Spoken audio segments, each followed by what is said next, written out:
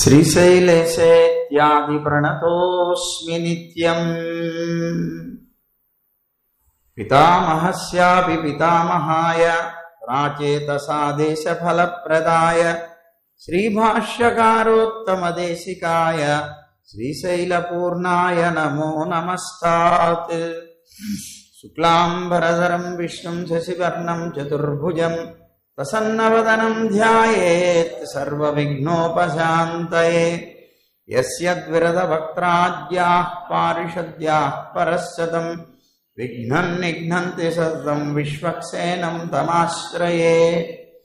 జ్ఞానానందమయం దేవం నిర్మలస్ఫటికాకృతిం ఆధారం సర్వవిద్యానాం హయగ్రీవముపాస్మహే.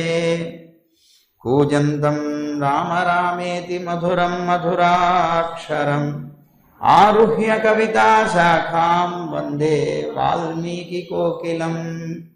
గోష్పదీకృతవారాసిం సఖీకృతరాక్షసం రామాయణ మహామాలారత్నం వందే నీలాత్మజం.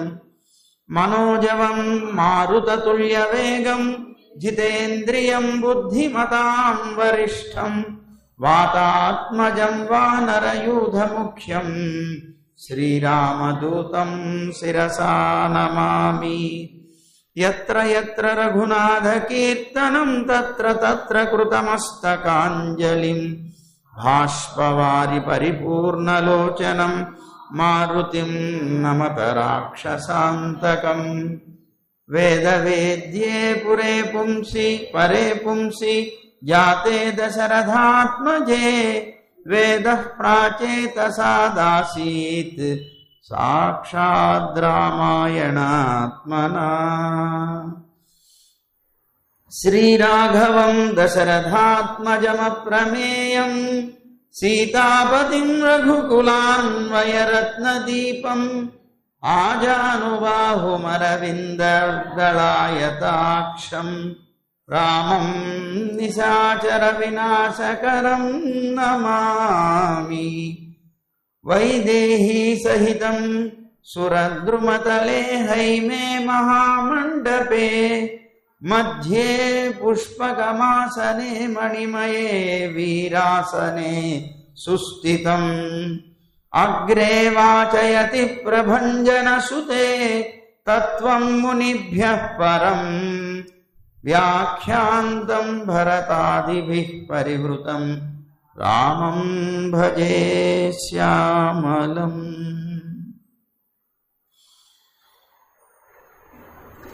ధర్మాత్మా సత్యసంధశ్చ రామో దాశరథిర్యది పౌరుషే చాప్రతిద్వంద్వః శరైనం జహి రావణిం.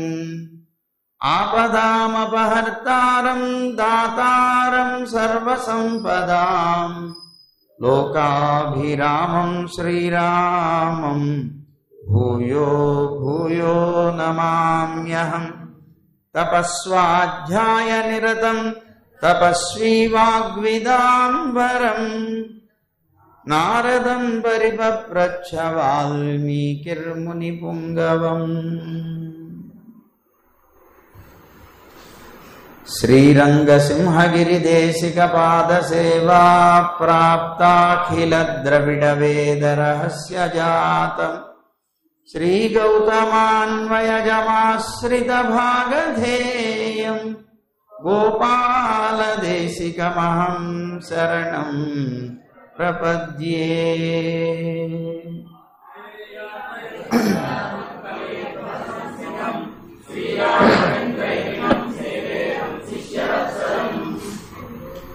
జై గోవింద.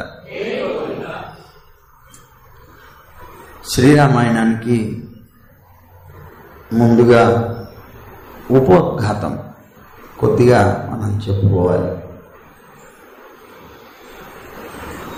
శ్రేయఃపతి అయినటువంటి వాడు, అవాప్త సమస్త కాముడైనటువంటి వాడు, సమస్త కళ్యాణ గుణాలు కలిగినటువంటి వాడు, సర్వేశ్వరుడైనటువంటి శ్రీమన్నారాయణుడు అంటే అర్థం లక్ష్మీదేవికి భర్త అయినటువంటి వాడు, ఏ విధమైనటువంటి కోరికలు లేనటువంటి వాడు, అంటే తీరబడిన కోరికలు కలిగినటువంటి వాడు. లోకంలో ఏవైతే కళ్యాణ గుణాలు అని చెప్పబడేటువంటివి ఉన్నాయో ఆ సమస్తమైనటువంటి కళ్యాణ గుణాలకి నిలయమైనటువంటి వాడు, సర్వేశ్వరుడు, జగత్తంతటికి మన ఈశ్వరులు అనుకునేటువంటి వాళ్ళకు కూడా ఈశ్వరుడైనటువంటి వాడు శ్రీమన్నారాయణుడు. ఆ శ్రీమన్నారాయణుడికి జీవుల మీద అనుగ్రహం కలిగింది. ఎందుకు అనంటే ఈ జీవులందరూ కూడా శరీరాలు లేకుండా ఉన్నారు.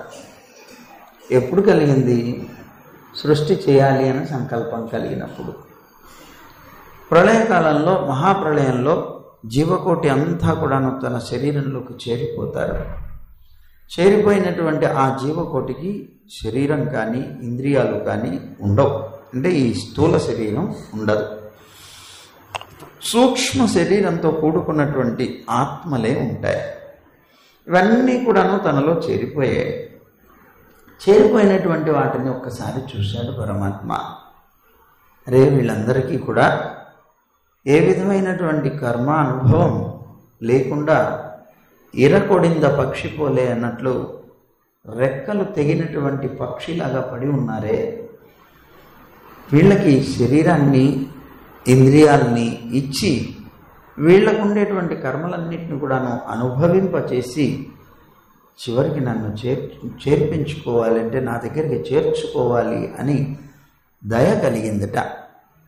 ఆ అనుగ్రహం వల్ల వారికి ఉండేటువంటి పుణ్యపాపాలన్నీ కూడా క్షయించడం కోసం, తనని వాళ్ళందరూ కూడాను అనుభవించడం కోసం, వాళ్ళెవరో కాదు మనమే, మనమందరం కూడా ఆయన్ని అనుభవించడం కోసం విచిత్ర దేహ సంపత్తి ఈశ్వరాయ నివేదితం పూర్వమేవ కృత బ్రహ్మణ హస్తపాదాది సంయుత అని ఆ పరమాత్మ మనందరికీ కూడా హస్తపాదాదులతో కూడుకున్న చేతులు, కాళ్ళు మొదలైనటువంటి వాటి ఇంద్రియాలతో కూడుకున్నటువంటి విచిత్రమైనటువంటి దేహ సంపత్తిని పరమాత్మ మనకు అనుగ్రహించారట.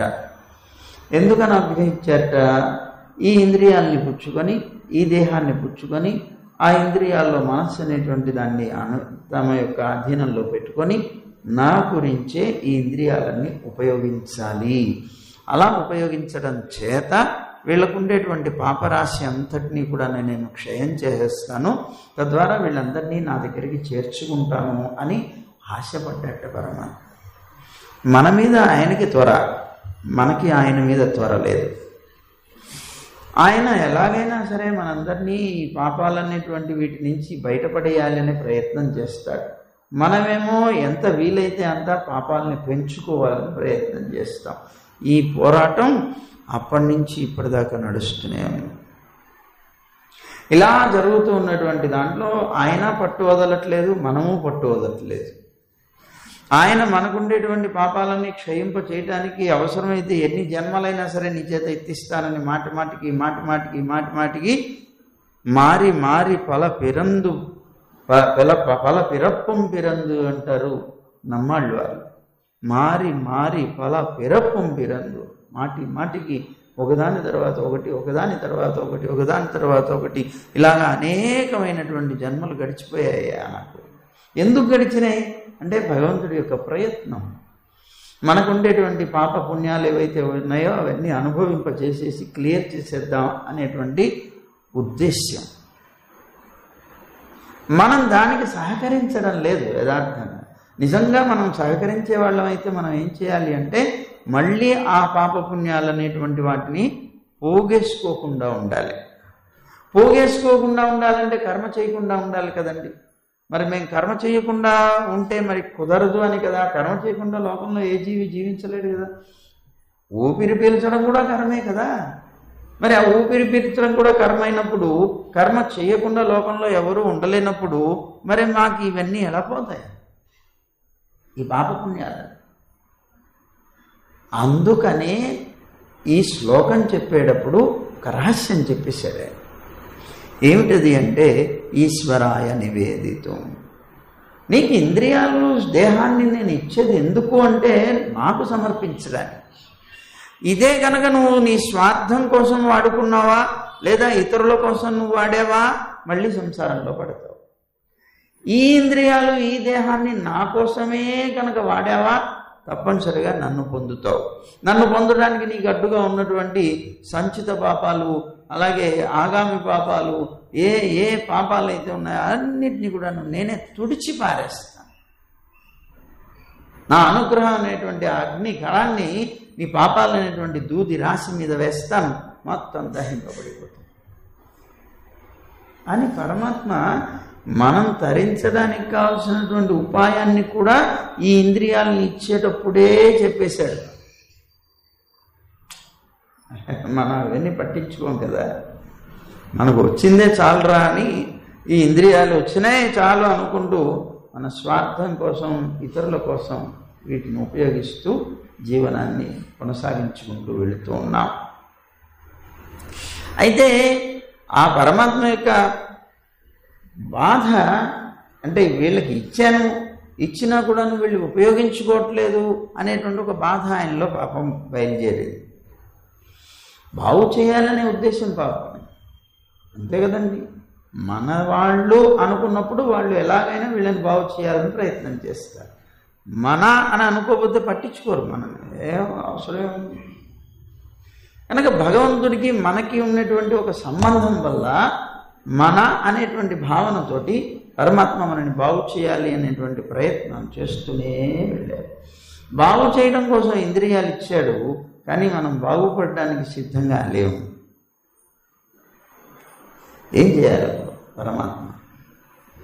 ఇప్పుడు చూడండి, నది దాటడానికి ఇవ్వబడినటువంటి ఓడ, నది దాటడం కోసం ఓడ ఇవ్వబడింది, అంటే పడవ ఇవ్వబడింది. మనం ఏం చేయాలి? ఈ పడవను పుచ్చుకొని నది దాటాలి. కానీ మనం ఏం చేస్తున్నాం?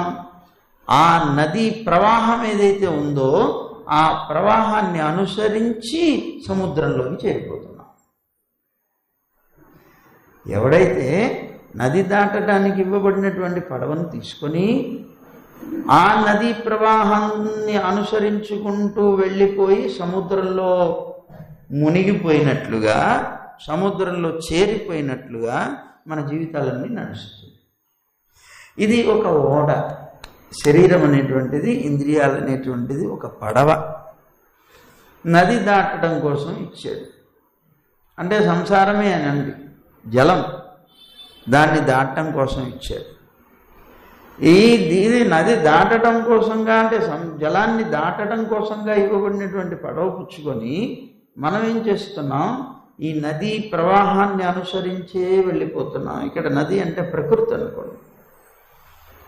ప్రకృతి అంటే ఈ శరీరం, ఇదే ఓడ. ఈ ఓడను పుచ్చుకొని ఈ నదిలో ప్రయాణం చేస్తూ ఆ ప్రవాహానికి అనుసారంగా, ఇప్పుడు నది అంటే కర్మలు అనుకోండి. ఈ కర్మలు అని చెప్పబడేటువంటి నదిని మనం ఈ ఇంద్రియాలతో చేస్తూ దాని ప్రవాహంలో వెళ్ళిపోతున్నాం. ఇంద్రియాలు ఎందుకు ఇచ్చాడు? కర్మలు చేయడానికే. ఏ కర్మలు చేయడానికి? భగవంతుణ్ణి పొందడానికి వీలైనటువంటి కర్మలు చేయడానికి.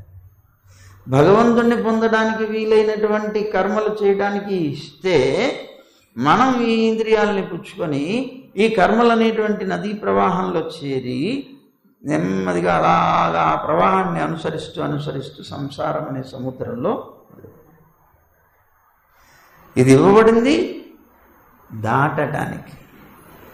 సంసార సముద్రంలో పడకుండా సంసార సముద్రాన్ని దాటిపోవడానికి ఇచ్చాడు. కానీ మనం సంసార సముద్రంలో మునగటానికి దీన్ని ఉపయోగించుకుంటున్నాం. బాధ వేసింది స్వామికి. అరే, వీళ్ళకి శరీరం ఇచ్చాం, ఇంద్రియాలను ఇచ్చాం, మంచి జ్ఞానాన్ని ఇచ్చాను మానవ జన్మకి. ఈ జ్ఞానాన్ని పుచ్చుకొని ఈ ఇంద్రియాలని చక్కగా నా కోసం వాడుకోవాలనే ఉపాయాన్ని కూడా చెప్పాం. ఇన్ని చెప్పినా కూడాను వీళ్ళు దీన్ని ఉపయోగించుకోకుండా వాళ్ళ కోసమే ఉపయోగించుకుంటూ స్వార్థం కోసం, ఇతరుల కోసం వాడుకుంటూ దీన్ని ఇంకా ఇంకా సంసారంలో పడిపోతున్నారు తప్ప దీని నుంచి బయటపడేటువంటి ప్రయత్నం చెయ్యటం లేదే అనేటువంటి బాధ కలిగింది. బాధ కలిగి వెంటనే ఏం చేశారు, అద్భుతమైనటువంటి శాస్త్రాన్ని ఇచ్చారు. మరి అవును, ఇంద్రియాలు ఇచ్చావు, ఇవి ఇచ్చావు, అని ఏం చేసుకోవాలో మాకు తెలియదు కదా స్వామి, మాకు తెలియక ఎట్లా పడితే అట్లా వాడుకుంటూ వెళ్ళిపోతున్నాం. ఎందుకు? వాడిచ్చాడు, పడవ ఇచ్చాడు, పడవలో ఎక్కరా అన్నాడు, ఎక్కాడు, నదిలో దింపాడు. ఈ నదిలో పడవ వెళుతోంది. ఇప్పుడు ఎందుకు ఇచ్చాడు ఇది పడవ అంటే నదిలో ప్రయాణం చేయడానికే కదా అనుకుంటూ అలా ప్రయాణం చేసుకుంటూ దాన్ని అనుసరిస్తూ సంసారం అనే సాగరంలో పడిపోయాడు. మరి ఎందుకు ఇచ్చాడో కూడా చెప్పాలి కదా అనిపించింది భగవంతుడు. వీడి జ్ఞానంతో వీడేదో బాగుపడతాడని ఇస్తే వీడి జ్ఞానం దీనికి ఏం ఉపయోగపడటం లేదు, ఇట్లా కాదు, వీడి కొద్దిగా నేను అందిస్తే తప్ప వీడికి అర్థమయ్యేలాగా లేదు అనుకొని శాస్త్రాన్ని ఇచ్చాడు. వేదం అనేటువంటి శాస్త్రాన్ని ఇచ్చాడు. వేదం అనేటువంటి శాస్త్రాన్ని ఇస్తే ఆ వేద శాస్త్రాన్ని పుచ్చుకున్నాం మనం. కానీ మనకి అరే నాయనా, నీ ఇంద్రియాన్ని దీనికి ఉపయోగించాలి, ఈశ్వరాయ నివేదితం అనేటువంటి ఒక చిన్న పదాలే మనకు అర్థం కాదు. వేదశాస్త్రం మనకేమర్థం అవుతుంది? మనకు అర్థం వదిలేసామని దాని మీద నిర్లక్ష్యం చేశాం. అప్పుడు అనిపించింది పరమాత్మకి, ఓ వేదం అనేటువంటిది వీళ్ళ జ్ఞానానికి అందట్లేదు అని. అందట్లేదు. ఇదో ఇప్పుడు చాలామంది వేదాన్ని చదువుతారు, శబ్దం మాత్రమే. వేద శబ్దాన్ని చదువుతారు, వేద అర్థాన్ని తెలుసుకోవాలి. వేదార్థాన్ని ఎప్పుడైతే తెలుసుకుంటాడో అప్పుడు మాత్రమే అసలు మనం ఎలా ఉండాలో ఏం చేయాలో అనేటువంటిది తెలుస్తుంది. ఉత్తి శబ్దాన్ని మాత్రం తెలుసుకున్నంత మాత్రాన ఏమీ తెలియదు. అందుకనే వేద శబ్దం మాత్రమే తెలిసి అర్థం తెలియనటువంటి వారిని ఏమంటారు అంటే, మంచి పరిమళాలు వచ్చేటువంటి చందనపు చెక్కలు మోసేటువంటి ఒక గాడిదలాగా పోలుస్తారు. దానికి వాటి పరిమళం తెలియదు, దాని విలువ తెలియదు, కానీ అది మాత్రం మోస్తుంది. అలాగే ఈ మనిషి కూడా తన వేద శబ్దాన్నంతటినీ కూడాను మోసేటువంటి వాడైనా దాని యొక్క అర్థం తెలియదు, అంటే దాని పరిమళం తెలియనటువంటి వ్యర్థం కదా అప్పుడు అని అంటారు. అందుకని అర్థంతో పాటుగా తెలుసుకోవాలి వేదాన్ని. సరే, ముందు అర్థం చేసుకోవడానికి జ్ఞానం ఉండాలి కదా. ఆ జ్ఞానం ఈ మానవుడిది చాలడం లేదు. అది చాలకపోవడం వల్ల ఊరికనే శబ్దాన్ని అయితే ఉచ్చరిస్తున్నాడు, చాలా చక్కగా వేదాన్ని అధ్యయనం చేస్తున్నారు, అంతా అవుతుంది. కానీ దీనికి శబ్దం తెలియక, అర్థం తెలియక వీళ్ళెవ్వరూ కూడాను సక్రమమైన మార్గంలో లేక అదిగో ఆ సముద్రంలోకి వెళ్ళిపోతున్నారు, ఈ జలం అనేటువంటి కర్మ ప్రవాహాన్ని పుచ్చుకొని. భగవంతుడికి అర్థమైంది, వేదం అనుగ్రహించినా కూడా వీళ్ళకేమీ అందట్లేదు అని. పోనీలే, వేదం అనేటువంటిది మంత్రాలతో ఉంటుంది కదా, దాన్ని కొద్దిగా సులువు పరిచేసి దాంట్లో ఉండేటువంటి విషయాన్నంతటినీ కూడా 2 భాగాలుగా లోకానికి అందిద్దాం అనుకున్నాను. అదేమిటి అంటే ధర్మశాస్త్రాలు 2 భాగాలంటే వేదం 2 భాగాలుగా ఉంది కదా, కర్మకాండ, బ్రహ్మకాండ. ఆ కర్మకాండకి సంబంధించిన విషయాన్నంతటినీ ధర్మశాస్త్రాల రూపంలో చాలా తేలిక భాషలో బాగా వివరంగా అందించారు. ఇక రెండవది వచ్చేటప్పటికే బ్రహ్మకాండ. ఆ బ్రహ్మకాండలో ఉండేటువంటి విషయాన్నంతటినీ కూడా లోకంకి అందించాలి. అందించాలంటే ఏం చేయాలి? ఆ బ్రహ్మ తానే కదా, మరి తన సంగతి తెలియచేయాలి అంటే తానే లోకంలోకి రావాలి, వచ్చి తాను అందించాలి. అందుకోసం ఏం చేశాడు పరమాత్మ? తాను అవతరించడం ప్రారంభించాడు.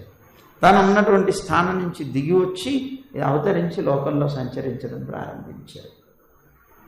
ఎందుకు? కనీసం నన్ను చూసైనా నేర్చుకుంటారు అనే ఉద్దేశం. అందుకని అలా వచ్చి వారు ఇచ్చినటువంటి శాస్త్రాలు, ఏదో ఆ కర్మలు ఎలా పాటించాలి అనేటువంటిది, ధర్మశాస్త్రాలు ఏవైతే ఇచ్చాడో అవన్నీ కూడా నిరర్థకమైపోయాయి. అవి కూడా పాటించడం లేదు. ధర్మశాస్త్రాలు ఎవరు పాటిస్తున్నాము? లేదు, పాటించడం లేదు. ఇంకా అప్పుడు స్వయంగా తానే అవతరించి తన యొక్క ధర్మాలన్నింటినీ కూడా, ఈ జీవుల యొక్క ధర్మాలన్నింటినీ కూడా ఎలా ఉంటాయో మానవ అవతారంలో చూపించాలి అనేటువంటి ఉద్దేశంతో మానవుడై వచ్చి స్వయంగా తానే ఆచరించి ఆ ధర్మాలన్నింటినీ కూడా లోకానికి అంతటికి కూడా చూపించే ప్రయత్నం చేశాడు. అలాంటి అవతారాల్లో ప్రధానంగా రామావతారం, కృష్ణావతారాలు. ఇంకా అనేక అవతారాలు ఎత్తారు, కానీ ఏదో ఒక సందర్భం వల్ల వచ్చారు, మళ్ళీ ఆ సందర్భం పూర్తయిపోగానే వెళ్ళిపోయారు. కానీ మానవులతో సంబంధం వెనవేసుకుపోయి ఉన్నటువంటి అవతారాలు రామకృష్ణావతారాలు. ఆ రామకృష్ణావతారాల్లో రామావతారంలో ఎందుకు వచ్చారు అంటే, పోనీలే వీళ్ళకి చెప్తే అర్థం కావట్లేదు, గ్రంథాలు ఇస్తే అర్థం కావట్లేదు కదా. మరి గ్రంథాలు ఇస్తే అర్థం కావట్లేదు కనుక దాంట్లో ఏమున్నదో అదంతా కూడా ఆచరించి చూపిద్దాం, నేనే స్వయంగా వెళ్ళి ఆచరించి చూపిస్తాను. ఎందుకని? ఏయ్ నన్ను ఆరాధించు, నన్ను పట్టుకో, నా దగ్గర రా, నన్ను పూజించు, ఇలా పూజించు, అలా పూజించు, ఇలా చేయి, అలా చేయి.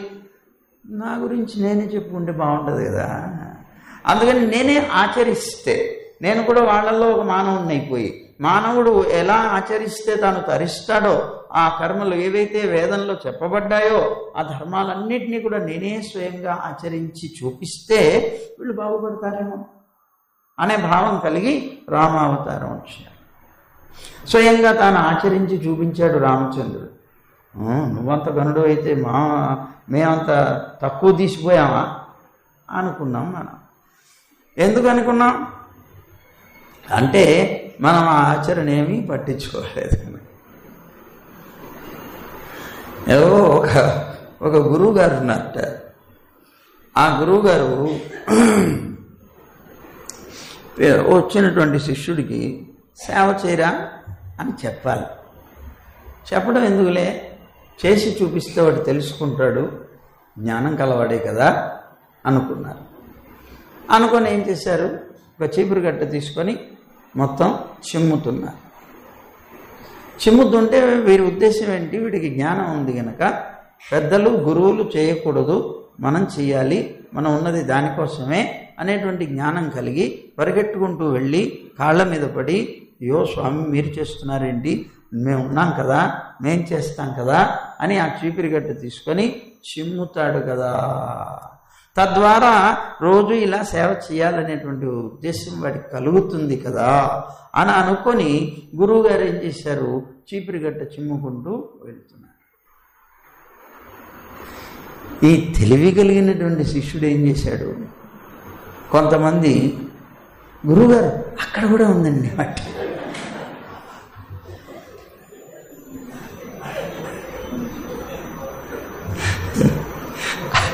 అక్కడ కూడా ఉందండి, అది కూడా కొద్దిగా అలా. ఇలాంటి శిష్యులు తయారయ్యారు. అదే ఇంకా కొంతమంది శిష్యులు ఏమనుకుంటారండి, పాపం గురువు గారు కూడా తరించడం కోసం వారు పెరుమాళ్ళ కైంకర్యం చేసుకుంటున్నారు కదా, మనం ఎందుకు డిస్టర్బ్ చేయాలని అక్కడి నుంచి తప్పుకొని పోతారు.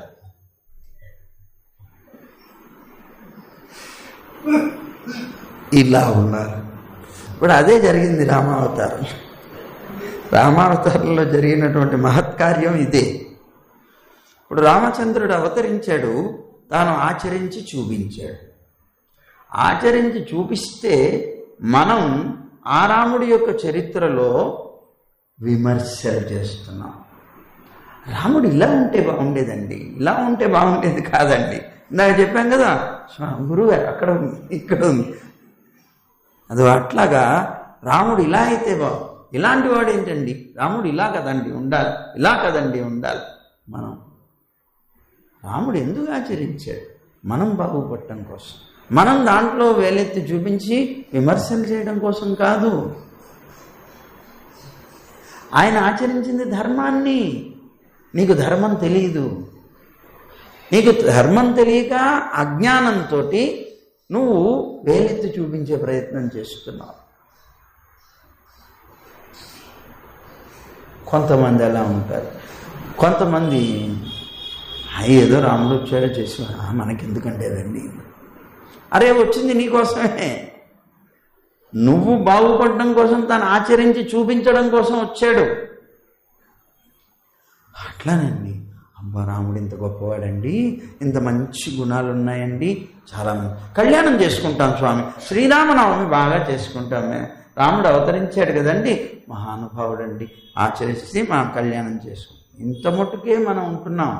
కొంతమంది అలా, కొంతమంది ఇలా, కొంతమంది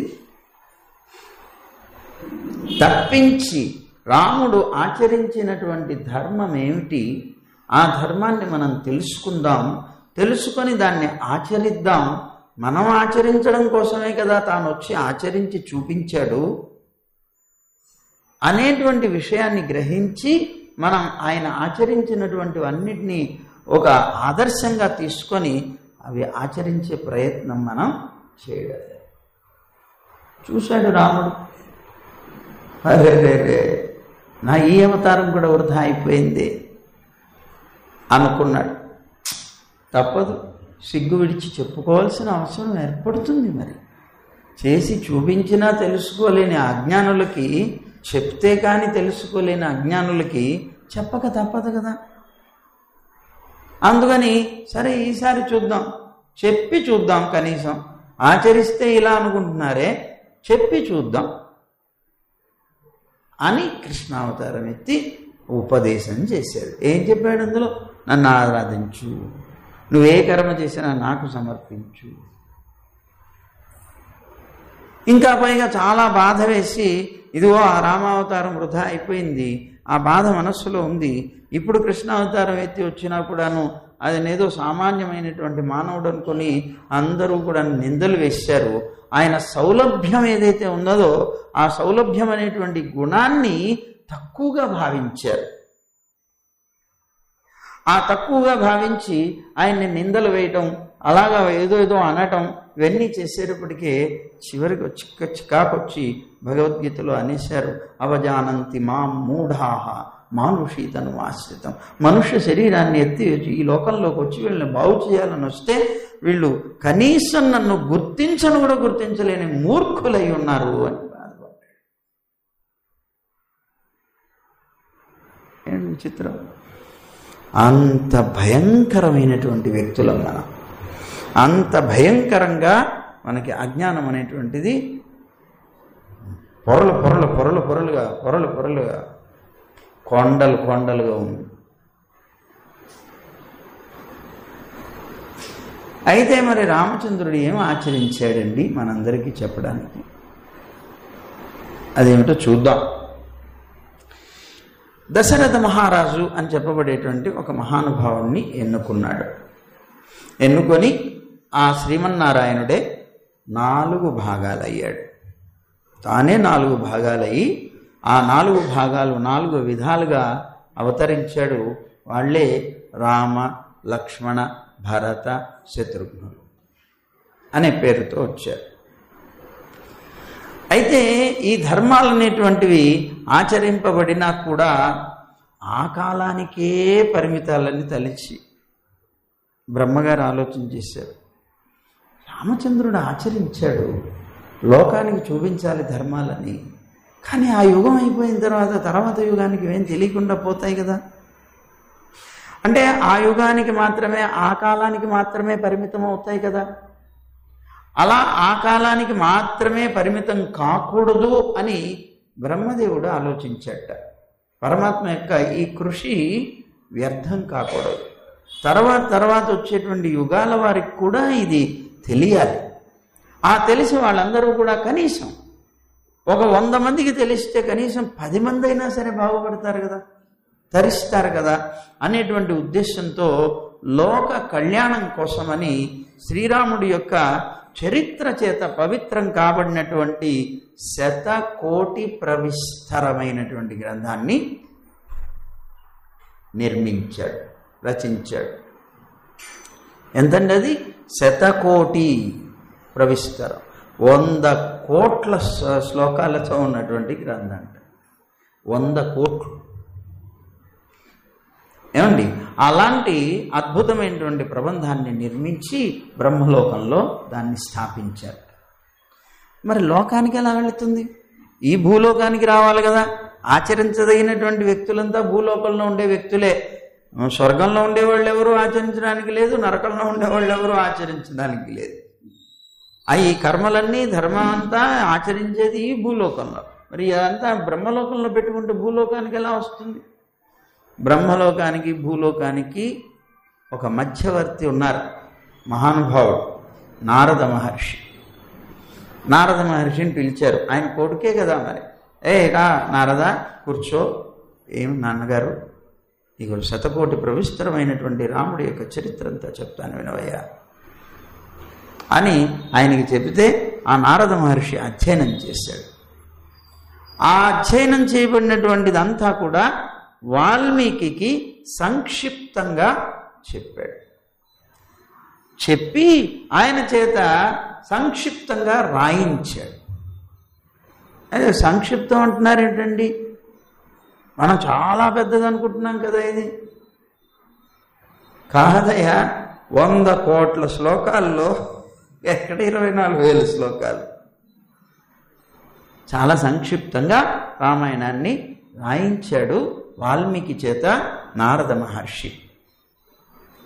వాల్మీకి నాచ యత్ ప్రోక్తం రామోపాఖ్యానముత్తమం బ్రహ్మణా చోదితం తచ్చ శతకోటి ప్రవిస్తరం ఆహృత్య నారదేనైవ వాల్మీకాయ నివేదితుం అని మత్స్యపురాణం చెప్తుంది ఈ విషయాన్ని.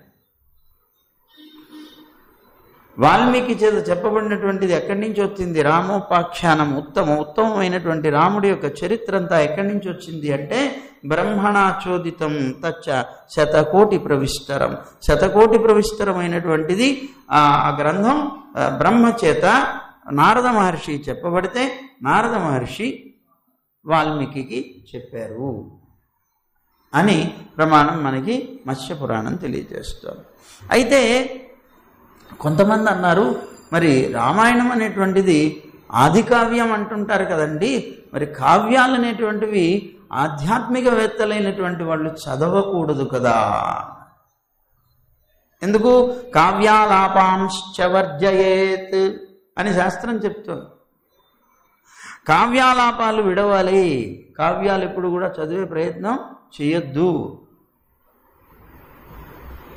అని చెప్పింది. మరి అప్పుడు ఈ నిషేధ వాక్యం ఉన్నది కదా, మరి శ్రీరామాయణం అనేటువంటిది ఆది కావ్యంగా కదా చెప్పబడుతోంది. మరి దీన్ని నిషేధించాలి కానీ చదువుతాం ఎలా చదువుతారు? లోకంలో దీనికోసం ప్రచారం కోసం పంపించారంటున్నారు, ఎలా అంటే అప్పుడు దానికి చెప్పారు కదా, అబ్బాయి ఆ నిషేధం అనేటువంటిది కాంతా సంహితమైనటువంటి కావ్యానికి అంటే కామ సంబంధంగా ఒక స్త్రీ సంబంధమైనటువంటి కథలతో కూడుకున్నటువంటి, అంటే స్త్రీ సంబంధమైన అంటే ఈ కామ్య సంబంధంగా ఉండేటువంటివి ఏవైతే కావ్యాలు ఉన్నాయో ఆయా కావ్యాల్ని చదవద్దు, వదిలిపెట్టే అని చెప్పింది. ఎవరు వదిలిపెట్టేయాలి? ఆధ్యాత్మికవేత్తలైనటువంటి వారు కావ్యాల జోలికి వెళ్ళకూడదు. కానీ ఇది అలాంటిది కాదు, కామ సంబంధమైంది కాదు, కామాన్ని ద్వేషించేటువంటి గ్రంథం ఇది. అంతేకాదు రావణాసురుని ఎందుకు చంపారు? కామపరుడు అవడం వల్లనే. కనుక ఇలాంటి కావ్యాన్ని మనం చదవాలి, అధ్యయనం చేయాలి తప్ప దాన్ని నిషేధించడానికి అవకాశం లేదు. వాటన్నిటికీ అసత్కావ్యాలని పేరు, ఇది మాత్రం అసత్కావ్యం కాదు, సత్కావ్యం ఇది అన్నారు. సరే, ఇక్కడ మొదటి సర్గ చేతనే విషయ ప్రయోజనాన్ని చూపిస్తున్నాడు వాల్మీకి మహర్షి.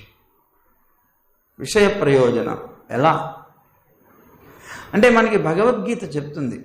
భగవద్గీతలో పరమాత్మ అంటారు కదా, తద్విద్ధి ప్రణిపాతేన పరిప్రశ్నేన సేవయా అన్నారు. అంటే ఈ ఆత్మజ్ఞానాన్ని ఎవరైనా గురువు దగ్గర పొందాలి అనుకున్నప్పుడు గురువు దగ్గరకు వెళ్ళి ఆత్మజ్ఞానం పొందేటువంటి వాడు మొట్టమొదట సాష్టాంగ నమస్కారం చేయాలి. సాష్టాంగ నమస్కారం చేత చక్కగా వినయపూర్వకంగా అడగాలి. మాకు చెప్పండి, మాకు గ్రంథం ఉంది, ఆ గ్రంథం చెప్పండి, అలా అడగకూడదు.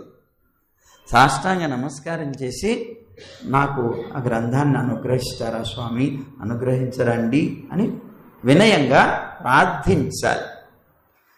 ఇంకొకటి, వారికి శుశ్రూష చేసి వారి యొక్క అనుగ్రహాన్ని లభించాలి. సేవ చేయాలి. సేవ చేయటం కోసం గురువుగారు నాకు సేవ చేయరా బాబు అని పిలిపించుకున్నారు అంటే అది శిష్యుడికి అవమానం. వాడు శిష్యుడు కాదు అసలు, వాడికి అది అవమానం. అడగకుండానే గురువుగారి శుశ్రూష చేసి వారి మనస్సుకి ఆనందం కలిగించి ఆ ఆనందం వల్ల వీడికి రహస్యమైనటువంటి ఆత్మతత్వాన్ని అంతటినీ కూడా బోధింప చేసుకునేటువంటి ప్రయత్నం చేయాలి.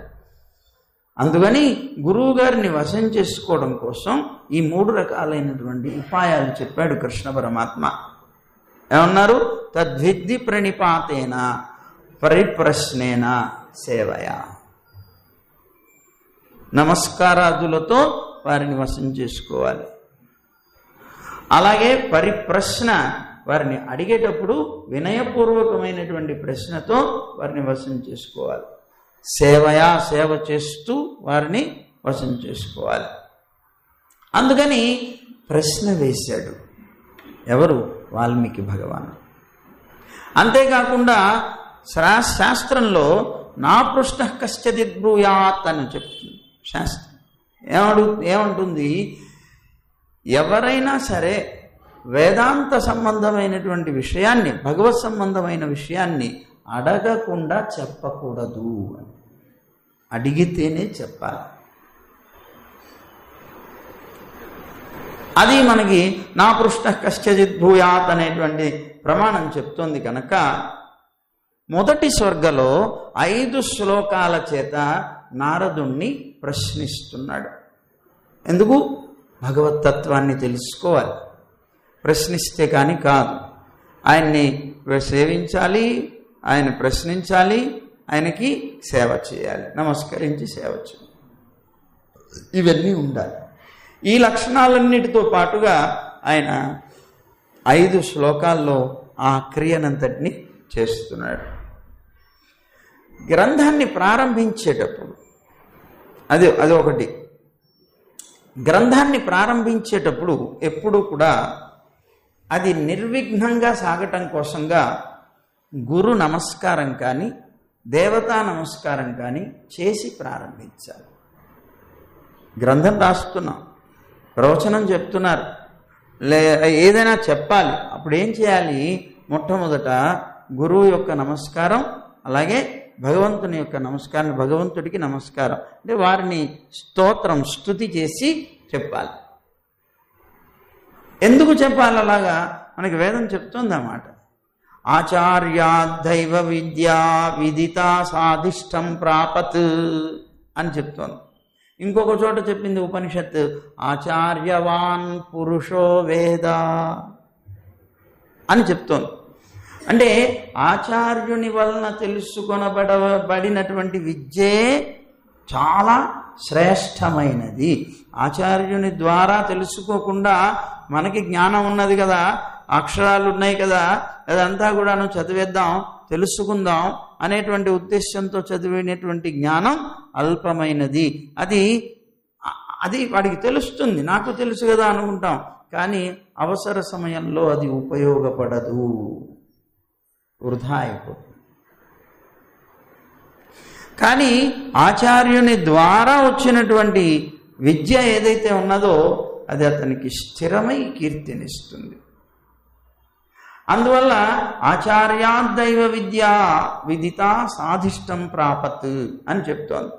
ఆచార్యుని వలన తెలుసుకొనబడినటువంటి విద్య ఏదైతే ఉన్నదో అదే మిక్కిలి శ్రేష్టమైనది, అంతగా మించింది ఇంకొకటి ఏది కూడా కాదు. తర్వాత ఆచార్యవాన్ పురుషో వేద అనేటువంటి ప్రమాణం చెప్తున్నారు. ఆచార్యుడు కలిగినటువంటి పురుషుడే దీన్ని తెలుసుకోగలుగుతాడు. ఆచార్యుడు లేనటువంటి పురుషుడు దీన్ని, అంటే పురుషుడు అంటే జీవుడు, ఆచార్యులు లేనటువంటి జీవుడు దీన్ని తెలుసుకోలేడు. ఆచార్యుడు కలిగినటువంటి పురుషుడే దీన్ని తెలుసుకోగలడు అని ఉండడం చేత ఒక ఆచార్యుడు ఉండాలి, నేను భగవతత్వాన్ని తెలుసుకోవాలి అని ఆ నారదుడిని ఆచార్యుడిగా చేసుకున్నాడు. నారదుడిని ఆచార్యుడిగా చేసుకున్నప్పుడు మరి ఆచార్యుడు అనేటువంటి వాడు ఎవరు పడితే వాళ్ళు ఆచార్యులు కాలేరు కదా. ఎవడో కనిపించాడు, ఏడయ్యా రామాయణం అంటే అన్నాడు. అతనేదో చెప్పేశాడు, ఇతనేదో వినేశాడు. రామాయణం అంటే ఇదిటండి అనుకుంటూ అందరికీ ఏమిటో రామాయణం ఇది ఎలా అవుతుందో మా గురువుగారు చెప్పారు. అరే నువ్వు ఎవరిని పడితే వారిని ఆచార్యులుగా స్వీకరిస్తే దానివల్ల నీకు పతనమే తప్ప ఉత్తమ గతి అనేటువంటిది కలగదు. అందుకని ఏం చేయాలి? ఉత్తమమైనటువంటి ఆచార్యుణ్ణి పొందాలి. ఆచార్య లక్షణాలు కలిగినటువంటి వాడిని ఆచార్యుడిగా స్వీకరించాలి. ఆచార్య లక్షణాలు లేనటువంటి వాడిని ఆచార్యులుగా స్వీకరించకూడదు. మరి ఆచార్యుల యొక్క లక్షణాలు ఏమిటండి? మరి ఇప్పుడు వాల్మీకి భగవానుడికి నారదుడు ఆచార్యుడు అంటున్నారు కదా, మరి ఆ నారదుడిలో ఈ ఆచార్య లక్షణాలు ఉన్నాయా అంటే వారిని స్తోత్రం చేస్తున్నట్లుగానే ఆచార్య లక్షణాలని కూడాను చెప్పుకుంటూ వచ్చారు. ఏమన్నారు? మొట్టమొదటి శ్లోకం ఏంటి? తపస్వాధ్యాయ నిరతం తపస్వీ వాగ్విదాంబరం నారదం పరిపప్రచ్ఛ వాల్మీకిర్ముని పుంగవం. ఏమండి? అదిగో ఆచార్యుల యొక్క లక్షణాలని కొన్ని చెప్తున్నారు. ఆచార్య లక్షణాలే కాదు, శిష్య లక్షణాలు కూడా చెప్పారు. రెండు కలిపి చెప్పుకుంటూ వచ్చారు. అదేమిటి అనంటే దీని యొక్క అర్థం ఏంటి? తపస్వాధ్యాయ నిరతం, తపస్సునందును స్వాధ్యాయమందును నిరంతరము ఆసక్తి కలిగినటువంటి వాడు అన్నమాట. తపస్సులోనూ ఆసక్తి కలవాడు, స్వాధ్యాయంలో కూడా ఆసక్తి కలిగినటువంటి వాడు. అలాగే వాగ్విదాంబరం, వాగ్విధులలో శ్రేష్ఠుడైనటువంటి వాడు. అలాగే మునిపుంగవం నారదం, మునిపుంగవుడైనటువంటి నారద మహర్షిని తపస్వి వాల్మీకి, మంచి తపస్సు కలిగినటువంటి వాల్మీకి మహాముని పరిపప్రచ్ఛ, చక్కగా పూజించి తాను తెలుసుకోదగినటువంటి విషయాన్ని గురించి ఇలా అడుగుతున్నాడు అని ప్రారంభించారు. అంటే ఇక్కడ ఏమైంది? ఆచార్య స్తుతి అయింది. రెండవది తాను పరిప్రశ్న వేయడానికి వీలుగా వారిని సేవించడం అయింది. సేవించి అడుగుతున్నారు. దీంట్లో మొట్టమొదట ప్రారంభంలో గురుస్థుతి అనేటువంటిది కనుక గురుస్థుతితో కూడా ప్రారంభం చేశారు. ఇన్ని లక్షణాలతో గ్రంథం ప్రారంభమైంది. సరేనండి, తపస్వాధ్యాయ నిరతం అన్నారు. అసలు తపస్సు అంటే ఏమిటండి? తపస్సు అంటే చాలా అర్థాలు ఉన్నాయి. తపస్సు అంటే చాంద్రాయణాదులు అని అంటారు. చాంద్రాయణ వ్రతం చేస్తున్నామంటారు చూసారా? ఈ చాంద్రాయణాదులు ఇట్లాంటి వ్రతాలు చాలా చెప్పబడ్డాయి మనకు వేదంలో. ఆ చెప్పబడినటువంటి ఆ వ్రతాలు అవి వ్రతాలుగాను ఉన్నాయి, ప్రాయశ్చిత్త కర్మలుగా కూడా ఉన్నాయి. ఇప్పుడు చాంద్రాయణ వ్రతం అంటారు. చాంద్రాయణ వ్రతం అంటే ఏమిటి అని అంటే మనకి పూర్ణిమ నాడు పూర్ణంగా తిని అక్కడి నుంచి ఒక్కొక్క ముద్ద తగ్గించుకుంటూ కృష్ణపక్షం అంతా కూడాను అలా తాను పూర్ణంగా తినేటువంటి ఆహారంలో నుంచి ఒక ముద్ద ఒక రోజు, మళ్ళీ రెండో రోజు 2 ముద్దలు, మూడో రోజు 3 ముద్దలు, అలా తగ్గించుకుని చివరికి అమావాస్య వచ్చేటప్పటికి పూర్తిగా ఆహారాన్ని విసర్జించి మళ్ళీ అమావాస్య అయిపోయిన తర్వాత పాడ్యం నుంచి ఒక్కొక్క ముద్ద తిని, ఒక రోజు పాడ్యమి రోజు ఒక ముద్ద, తర్వాత విధియ రోజు 2 ముద్దలు, తర్వాత 3 ముద్దలు, అలా పెంచుకుంటూ మళ్ళీ పూర్ణిమ దాకా, పూర్ణిమ నాడు పూర్ణంగా తినడం. ఇలా ఒక వ్రతం అన్నమాట. దీన్ని చాంద్రాయణ వ్రతం అంటారు. అలా వ్రతం చేస్తారు. ఇది వ్రతంగానూ ఉంటుంది, రెండవది ప్రాయశ్చిత్తంగా కూడా చెప్పబడుతుంది. సరే, ప్రాయశ్చిత్తం పక్కన పెట్టేయండి, ఇది ఒక వ్రతం. అంటే ఈ వ్రతం తపస్సు అని చెప్పబడుతుంది. ఏమండి, అలాగా చాంద్రాయణాదులు అనేటువంటివి ఒక తపస్సు అయితే, మరి స్వాధ్యాయం వేదం. స్వాధ్యాయం అంటే ఏమిటి? తనకి సంబంధించినటువంటి శాఖా సంబంధమైన వేదం. అంటే కొంతమంది ఋగ్వేదీయులు ఉంటారు, కొంతమంది యజుర్వేదీయులు ఉంటారు, కొంతమంది సామవేదీయులు ఉంటారు, అధర్వణ వేదీయులు ఉంటారు. అంటే వారి పుట్టుకతో ఆ శాఖలో జన్మించినటువంటి వారు అయి ఉంటారు. ముందు వేదం చదివేటువంటి వాడు మొట్టమొదట తన శాఖా సంబంధమైన వేదాన్ని చదివి ఆ తర్వాత మిగిలిన వేదాలు కూడా అధ్యయనం చేయవచ్చు, తప్పులేదు. కానీ మొట్టమొదట మాత్రం తన శాఖా సంబంధమైందే చదవాలి. అలాగే వేదం అనేటువంటిది స్వాధ్యాయమైంది. ఇక తపస్సు అనేటువంటిది రెండవది. అంటే ఇక్కడ చూడండి, తపస్సు అంటే చాంద్రాయణాదులు, ఇది మన స్వాధ్యాయం అంటే వేదం అని చెప్పుకున్నాం కదా. ఈ వేదము అంటే ఇప్పుడు చెప్పుకున్నటువంటి స్వశాఖా సంబంధమైంది. ఇక రెండవ అర్థంలోకి వస్తే తపస్సు అంటే జ్ఞానము అని అర్థం. ఏమిటండి జ్ఞానం? యోగం. జ్ఞానం అంటే ఇక్కడ యోగము అని అర్థం. స్వాధ్యాయం అంటే వేదమే, దీనికి కూడా అర్థం. ఆ రెండిటి అందు కూడా నిరతుడైనటువంటి వాడు, అంటే వాటిని చక్కగా అధ్యయనం చేసినటువంటి వాడు నారదుడు అన్నమాట. ఏమండి, ఇప్పుడు స్వాధ్యాయ యోగ సంపత్త్యా గమిష్యతి పరాం గతిం అని మనకి మనుస్మృతి చెప్తోంది. లోకంలో ఎవరైనా సరే, అంటే ఈ వేదాధ్యయనం కలిగినటువంటి వాళ్ళు స్వాధ్యాయ యోగ సంపత్త్యా అన్నది. ఇక్కడ యోగం తపస్సుకి అర్థం అన్నమాట. స్వాధ్యాయము తపస్సు, తపస్సు అంటే యోగము. ఈ యోగం అనే అర్థాన్ని ఇక్కడి నుంచి ఇచ్చారు, ఈ ప్రమాణం నుంచి ఇచ్చారు అన్నమాట. కనుక స్వాధ్యాయము ఉండాలి, తపస్సు ఉండాలి. ఇవి కనుక బాగా ఎవరికైతే ఉంటాయో వాళ్ళు పరాంగతిం గమిష్యతి, మోక్షాన్ని పొందుతారు. కనుక నారదుడికి ఇవి రెండు ఉన్నాయి అని చెప్తున్నారు. అలాగే తపస్సు అనంటే వేదం, వేదానికి కూడా తపస్సు అని అర్థం పేరున్నది. కనుక తపస్సు అంటే ఇక్కడ వేదం, స్వాధ్యాయం అంటే జపం. ఇంకొక అర్థం ఇది. ఏమండి, స్వాధ్యాయాన్మా ప్రమదః అని వేదమేవ జపే నిత్యం అని ప్రమాణాలు ఉన్నాయి. స్వాధ్యాయం అంటే ఏంటి? వేదము. అదే మన తపస్సు అంటే ఏంటి? వేదము అని. వేదమేవ జపే నిత్యం, వేదాన్నే జపం చేయాలి. వేద పండితుడైనటువంటి వాడు నిత్యము వేదం జపం చేయాలి. జపం చేయడం అంటే వేదాన్ని వదిలివేస్తూ ఉండాలి.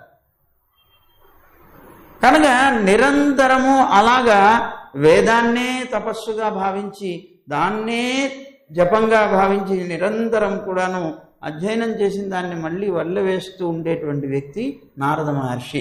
అందుకని స్వాధ్యాయం తపస్సు రెండూ కూడా నిరతుడైనటువంటి వాడు అని అన్నారు. అలాగే తపస్సు అంటే బ్రహ్మ అని కూడా అర్థం ఉన్నది. ఎట్లా అండి అంటే తపఃప్రధాన స్వాధ్యాయ తపస్వాధ్యాయ అని ఉపనిషత్తు బ్రహ్మే ప్రధాన ప్రతిపాద్యుడుగా చెప్తోంది. అంటే ఇక్కడ బ్రహ్మమే వేదము, బ్రహ్మమే చేయదగినటువంటి స్వాధ్యాయము అని చెప్తోంది. ఇక్కడ స్వాధ్యాయ ప్రవచనాభ్యాం న ప్రమదితవ్యం అనేటువంటి ఒక ప్రమాణం ఉన్నది. ఏమిటి చెప్తుంది అది? స్వాధ్యాయంలో కానీ ప్రవచనంలో కానీ నా ప్రమదితవ్యం అని చెప్తుంది. ఎప్పుడూ కూడా ఇది లేకుండా, అంటే పరాకు లేకుండా ఉండాలి. ఇక్కడ స్వాధ్యాయ ప్రవచనాభ్యాం అంటే స్వాధ్యాయం అంటే అధ్యయనం, ప్రవచనం అంటే అధ్యాపనం.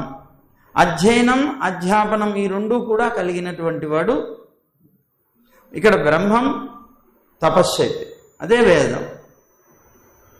ఆ వేదానికే బ్రహ్మం అని కూడా పేరు, బ్రహ్మకి వేదం అని పేరు. అందువల్ల ఈ బ్రహ్మ అనేటువంటి అర్థంలో గనక తపస్సును తీసుకుంటే వేదాంతము అనేటువంటిది స్వాధ్యాయం అవుతున్నది. వేదం బ్రహ్మం అవుతున్నది, వేదాంతం అనేటువంటిది స్వాధ్యాయం అవుతుంది. అందువల్ల ఈ వేదం అనేటువంటి బ్రహ్మ ఎవరైతే ఉన్నారో ఆ పరమాత్మని స్వీకరించాలి. ఆ పరమాత్మ యొక్క స్వరూపం దేంట్లో చెప్పబడుతుంది? ఉపనిషత్తుల్లో చెప్పబడుతుంది. అందువల్ల ఆ వేదాంతం, ఉపనిషత్తులు అంటే వేదాంతం అన్నమాట, ఆ వేదాంతంలో చెప్పబడుతుంది. కనుక ఆ వేదాంతము అలాగే వేదము రెండింటి యందు కూడాను నిష్ఠ కలిగినటువంటి వాడు అని అంటున్నారు ఒక అర్థంలో. అలాగే తపస్సు అంటే వ్యాకరణము అని కూడా ఒక అర్థం ఉన్నది. తపస్సు అంటే వ్యాకరణం, స్వాధ్యాయం అంటే వేదం. తపస్సహిత స్వాధ్యాయ, తపస్వాధ్యాయ అని పేరు వస్తుంది ఇక్కడ.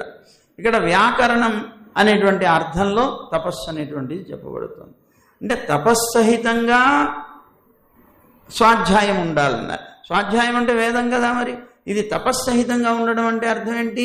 వ్యాకరణ సహితంగా. వ్యాకరణం అనేటువంటి అర్థం తీసుకున్నప్పుడు తపస్సుకి వ్యాకరణ సహితంగా ఈ స్వాధ్యాయం అనేటువంటిది ఉండాలి అని. మరి వ్యాకరణం అంటే ఏమిటండి? అంటే వేదాంగాలు కూడా దీంట్లోకి వస్తాయి. వ్యాకరణం అనేటువంటిది వేదాంగాల్లో ఒకటి. వేదములు 4 ఉన్నాయి, వేదాంగాలు 6 ఉన్నాయి.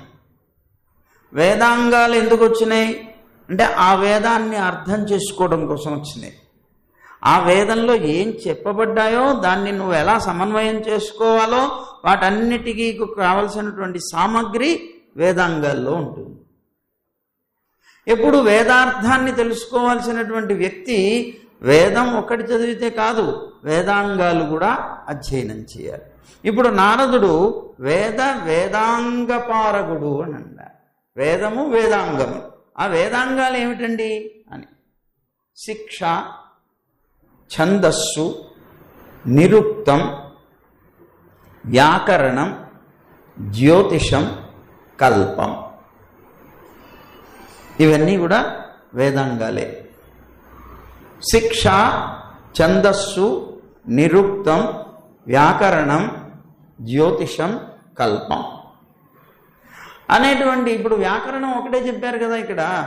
తపస్సు అంటే వ్యాకరణం అన్నారు. వ్యాకరణం అంటే అదొక్కటే కాదు సుమా, మిగిలినటువంటి అంగాలు కూడా దీనికి ఉపలక్షణంగా తీసుకోవాలి అని చెప్పడం. అంటే షడంగాలు కూడా దీంట్లోనే వస్తాయి అని చెప్పడం అన్నమాట.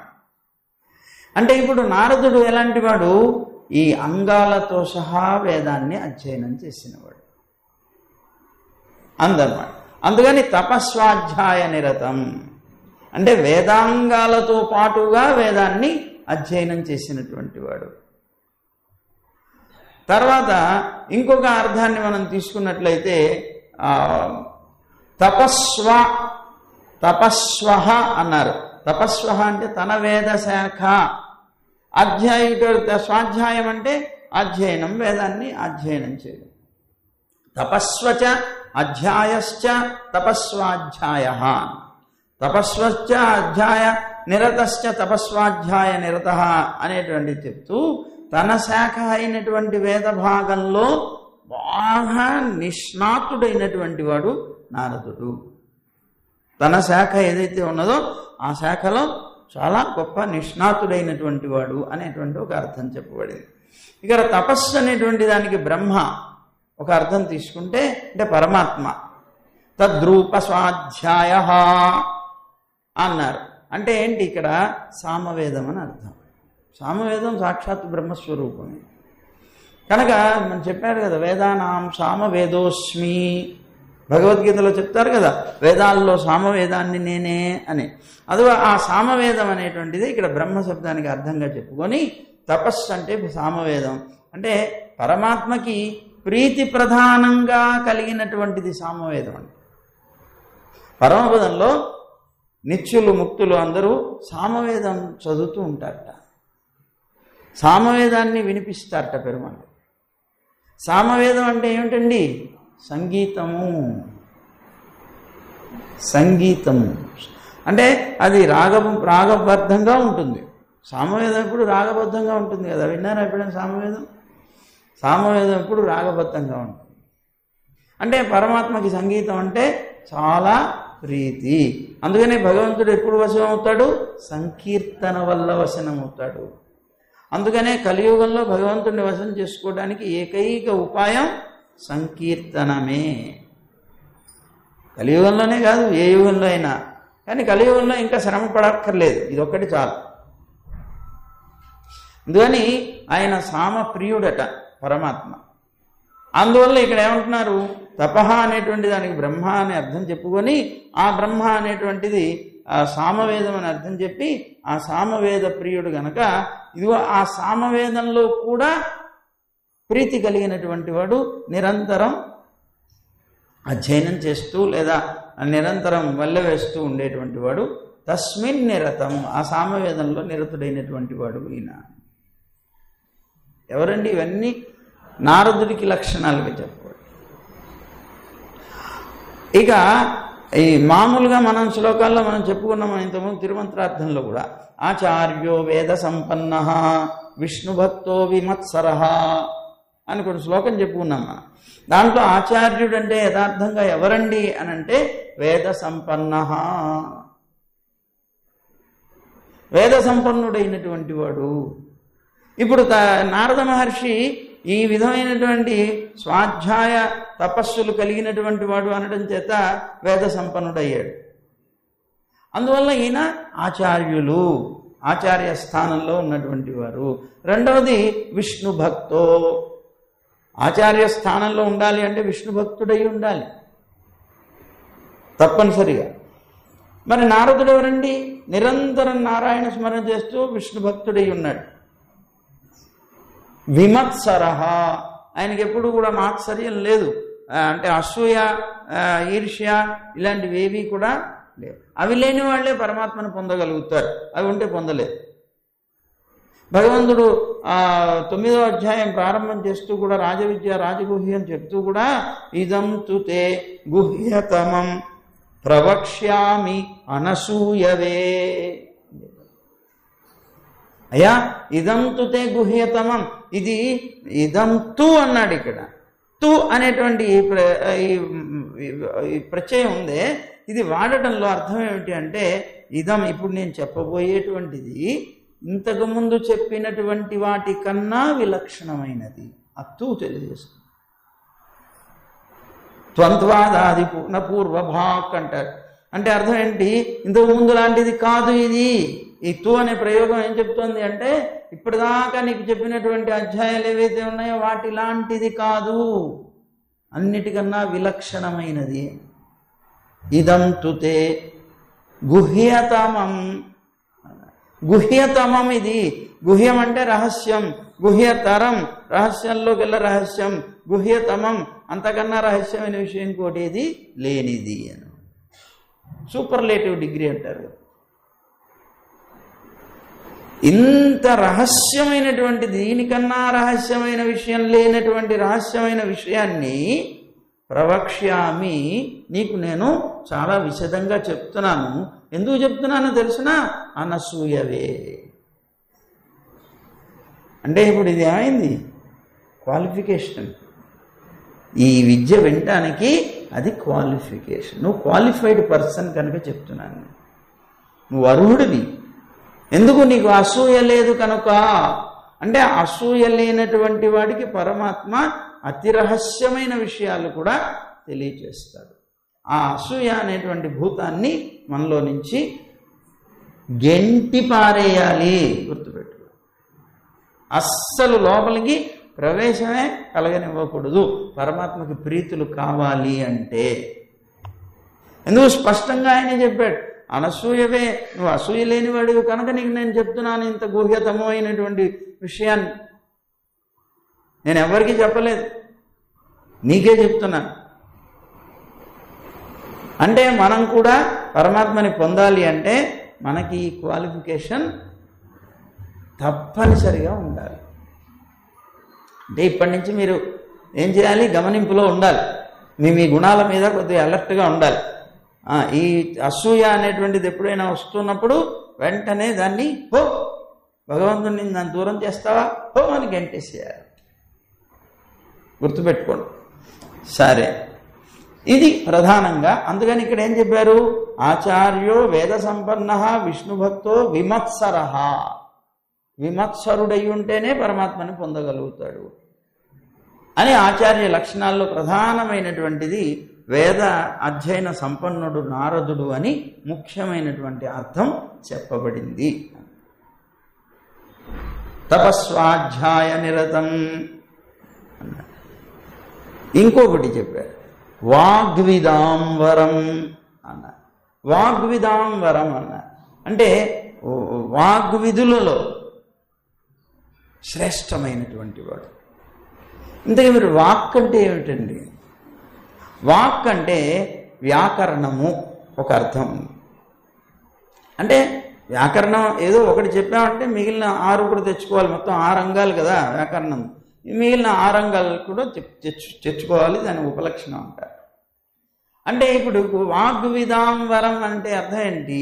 నారదుడు షడంగ విధులలో అగ్రేసరుడు. అంటే ఈ షడంగాలు అని చెప్పుకున్నాం కదా, ఈ 6 అంగాలు తెలిసినటువంటి మహానుభావులైనటువంటి విద్వాంసులలో కూడా శ్రేష్ఠుడైనటువంటి వాడు వాగ్విదాంవరం ఒక అర్థం. అది వాక్కు అని అంటే చెప్పదలిచినటువంటి అర్థాలన్నింటినీ కూడాను తెలిపే సమర్థమైనటువంటి శబ్ద ప్రయోగం. మరి వాక్కు వాక్ అంటుంటాం కదా, వాక్ అంటే ఏంటి? శబ్దం. అంటే మన వాక్కు చాలా మంచిగా ఉంది అంటే ఎదుటివాడికి బాగా అర్థం అవుతుంది. ఆ వాక్ అంటే శబ్దం ప్రయోగం అన్నమాట. ఈ వాక్కు చాలా మధురంగా ఉండాలట, అమృతప్రాయంగా ఉండాలి. వాక్కులో కనుక దోషం ఉందనుకోండి,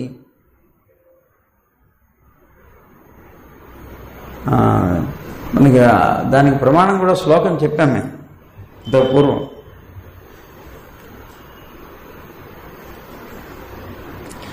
మంచిగా వాక్కుని అంటే మంచి మాట కనుక చెప్పగలిగినటువంటి వాడైతే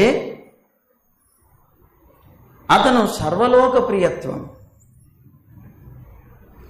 లోకాలన్నీ కూడా అతన్ని ప్రేమిస్తాయి. వాడు కనుక సక్రమంగా చెప్పగా ఆ వాక్కులో పుల్ల విరుపు మాటలు, ఎదుటి వ్యక్తికి మనస్సుకి పొడుచుకునేటువంటి మాటలు, కష్టం కలిగించే మాటలు మాట్లాడేవాడు ఉన్నాడు అనుకోండి, సర్వలోక అప్రియత్వం వాడు. వాంగ్ మాధుర్యాత్ సర్వలోక ప్రియత్వం, వాక్ పారుష్యాత్ సర్వలోక అప్రియత్వం. అందువల్ల వాక్కులో మాధుర్యం ఉండాలి. చాలా వీడికి పైన మాటలో మాధుర్యం ఉంది, మనసులో కుళ్ళు ఉంది. అది కాదు, ఆ మాధుర్యం కాదు. వాంగ్మాధుర్యాత్ అని చెప్పడం చేత ఏంటంటే, వాంగ్మాధుర్యాత్ సర్వలోక ప్రియత్వం అంటే మనస్సుతో కూడి వాక్కు యథార్థమైనటువంటిది కావాలి, ప్రియమైనటువంటిది కావాలి. మనస్సు వాక్కు రెండు కూడా ఒకే రకంగా ఉండాలి. అయినా కూడా ఒక్క వాక్కే మధురంగా ఉన్నా కూడాను వశపడతారు. మనస్సు తర్వాత తెలుసుకొని వెనక్కి వెళ్ళిపోతారు. అందుకని దీనికి ఉదాహరణ చెప్పారు. కోవాలోకే కోకిలేనోపకార, కోవాలోకే వాయసేనాపకార.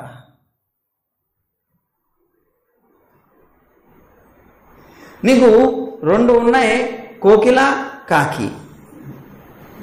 కోకిల కాకి రెండు పక్షులే, రెండు ఒకే రకంగా కూడా ఉంటాయి. ఇది కోకిల ఇది కాకి అని గుర్తుపట్టడానికి కూడా వీలుండదు. నల్లగా ఉంటాయి, ఆకారంలో ఒకే రకంగా ఉంటాయి, ఇవన్నీ ఉంటాయి. ఇది కాక కోకిల అని ఎప్పుడు తెలుస్తుందంటే దాని గొంతు తెరిచినప్పుడు.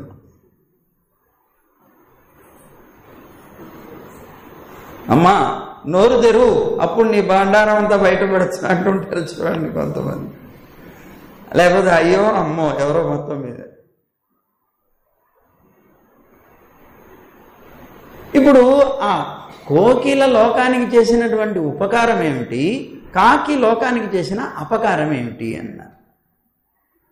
అంటే ఏమిటి అని అంటే, కోకిల కూస్తూ ఉంటే చిన్న పిల్లవాడి దగ్గర నుంచి రేపో మాపో చావు వచ్చేవాడు కూడా దాంతో పాటు కూయడానికి ప్రయత్నం చేస్తాడు. ఎందుకు? అది మధురంగా ఉంది.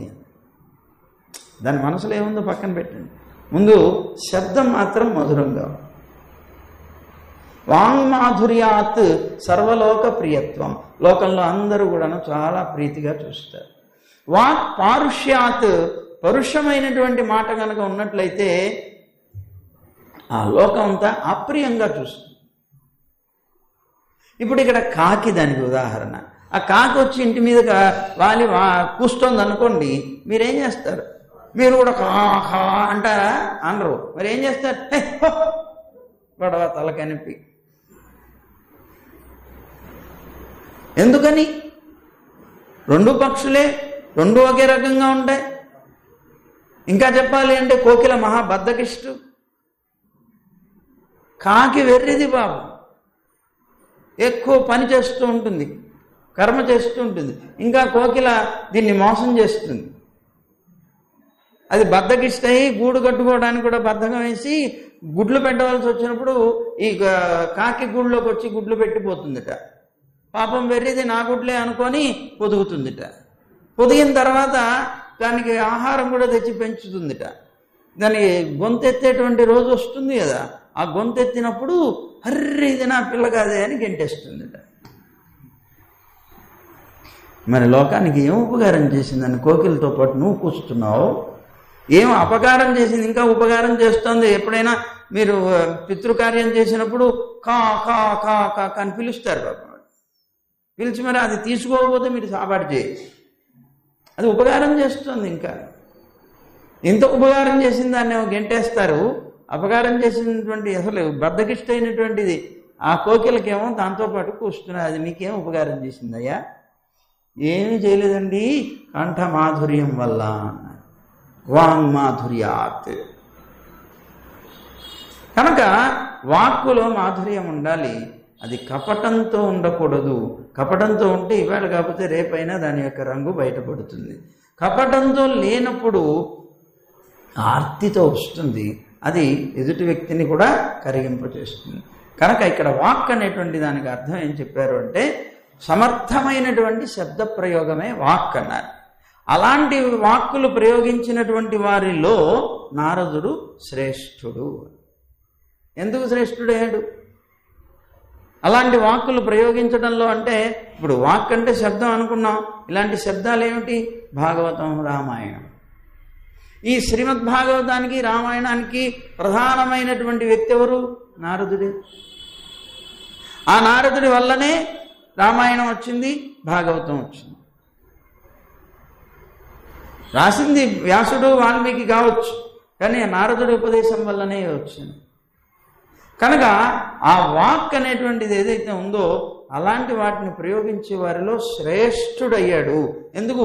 మిగిలినటువంటి వాళ్ళు కూడా అనేక రకాల గ్రంథాలు రాశారు, కానీ భగవత్ సంబంధమై ప్రధానమైన భగవంతుని యొక్క గుణాలని లోకానికి అందించేటువంటి వాక్కుని అందించినటువంటి వ్యక్తి నారదుడు గనక మిగిలినటువంటి వారందరికన్నా శ్రేష్ఠుడయ్యాడు. అందువల్ల వాగ్విదాంబరం, వాక్ అనేటువంటి వాక్కు విధుల్లో శ్రేష్ఠుడైనటువంటి వాడు అని అన్నారు. ఆ శ్రేష్ఠత్వం ఎలా వచ్చింది అంటే అధ్యయనం, అధ్యాపనం రెండిటి వల్ల వచ్చింది. ఒకటేమో అధ్యయనం చేయడంలో, వాళ్ళ గురువుల దగ్గర నుంచి ఆయన పొందడంలో విశేషమైనటువంటివన్నీ పొందాడు. శ్రీమద్ భాగవతాన్ని నారదుడు బ్రహ్మ ద్వారా పొందిందే, రామాయణం కూడా బ్రహ్మ ద్వారా పొందిందే. పొందినటువంటి దాన్ని మళ్ళీ యథార్థంగా అందించగలిగేటువంటి రీతి కూడా ఉండాలి. అధ్యాపనం, తాను చదువుకోవడం, చదివిన దాన్ని నలుగురికి చెప్పడం. అధ్యాపనం అంటే చెప్పడం. ఈ రెండిట్లో కూడాను శ్రేష్ఠుడు. అలాంటి వాళ్ళు ఎవరైతే ఉంటారో వాళ్ళందరిలోకెల్లా శ్రేష్ఠుడైనటువంటి వాడు అని అన్నారు. ఇంకా వాక్ అనేటువంటి దానికి ఇంకొక అర్థం ఏంటి అంటే, వేదం కన్నా వేరైనటువంటి శాస్త్రాలన్నీ వాక్ అని చెప్పబడతాయి. వాటన్నిటినీ తెలిసినటువంటి వారిలో శ్రేష్ఠుడు నారదుడు అన్నారు. వేదం కన్నా ఇతరమైన శాస్త్రాలు చాలా ఉన్నాయి కదా. ఇప్పుడు వేదాంగాల నుండి లేదా ఇతిహాసాల నుండి పురాణాల నుండి ఇవన్నీ సకలం సర్వము కూడాను పూర్తిగా తెలిసినటువంటి వాడు కనుక వాగ్విధుల్లో శ్రేష్ఠుడు. ఇప్పుడు చూడండి, ఇప్పుడు శతకోటి ప్రవిస్తరమైనటువంటి రామాయణం తెలిసింది ఎవరికి? నారదుడికే.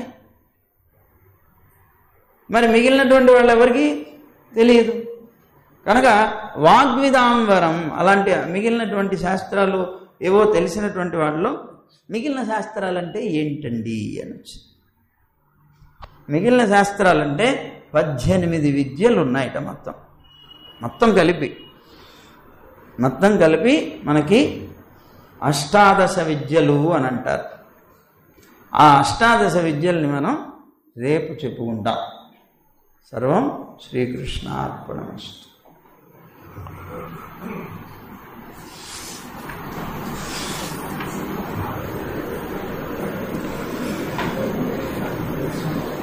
మనం పెరుమాళకి హారతికు చదువుతూ ఉంటాం.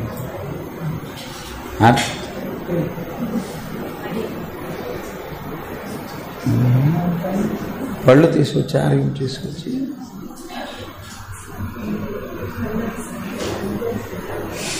ఏవమేతత్ పురావృత్తం ఆఖ్యానం భద్రమస్తు వః ప్రవ్యాహరద విశ్రబ్ధం బలం విష్ణోః ప్రవర్ధతాం. అందరూ చెప్పండి, బలం విష్ణోః ప్రవర్ధతాం, బలం విష్ణోః ప్రవర్ధతాం, బలం విష్ణోః ప్రవర్ధతాం. లాభస్తేషాం జయస్తేషాం కుతస్తేషాం పరాభవః ఏషామిందీవరస్యామో హృదయే సుప్రతిష్ఠితః.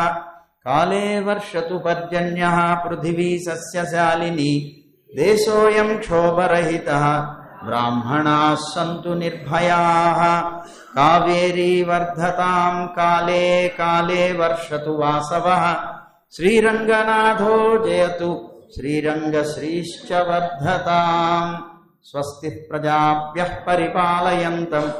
పరిపాలయంతాం న్యాయ్యేన మార్గేణ మహీం మహిషాః. గోబ్రాహ్మణేభ్యः శుభమస్తు నిత్యం. లోకాः సమస్తాః సుఖినో భవంతు. కింద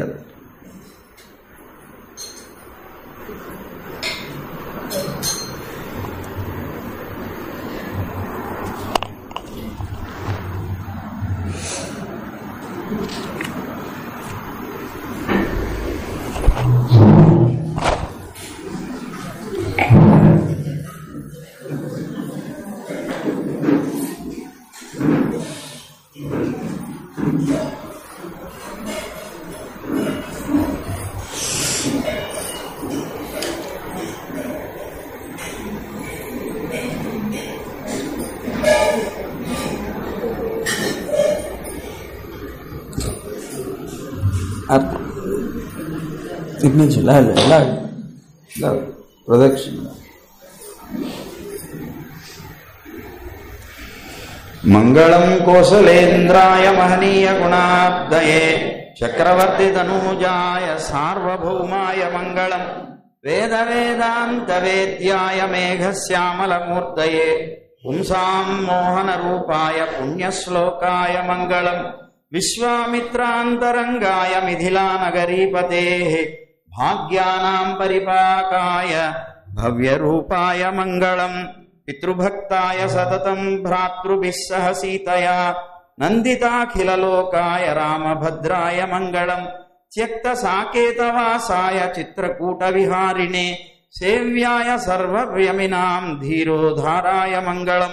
సౌమిత్రిణా చ జనక్యా చ చాపబాణాసిధారిణే సంసేవ్యాయ సదా భక్త్యా స్వామినే మమ మంగళం. దండకారణ్యవాసాయ ఖండితామరశత్రవే గృధ్రరాజాయ భక్తాయ ముక్తిదాయాస్తు మంగళం. సాదరం శబరీదత్త ఫలమూలాభిలాషినే సౌలభ్య పరిపూర్ణాయ సత్వోద్రిక్తాయ మంగళం. సమవేతాయ హరిణాభీష్టదాయినే హరీశాభీష్టదాయినే వాలి ప్రమదనాయాస్తు మహాధీరాయ మంగళం శ్రీమతే రఘువీరాయ సేతూల్లంఘిత సింధవే జితరాక్షసరాజాయ రణధీరాయ మంగళం ఆసాద్య నగరీం దివ్యాం అభిషిక్తాయ సీతయా రాజాధిరాజరాజాయ రామభద్రాయ మంగళం మంగళాశాసనపరైః మదాచార్య పురోగమైః సర్వైశ్చ పూర్వైరాచార్యైః సకృతాయాస్తు మంగళం కాయేన వాచా మనసేంద్రియైర్వా బుద్ధ్యాత్మనా వా ప్రకృతే స్వభావాత్ కరోమి యద్యత్ సకలం పరస్మై నారాయణాయేతి సమర్పయామి శ్రీమన్నారాయణాయేతి సమర్పయామి. సర్వం శ్రీకృష్ణార్పణమస్తు.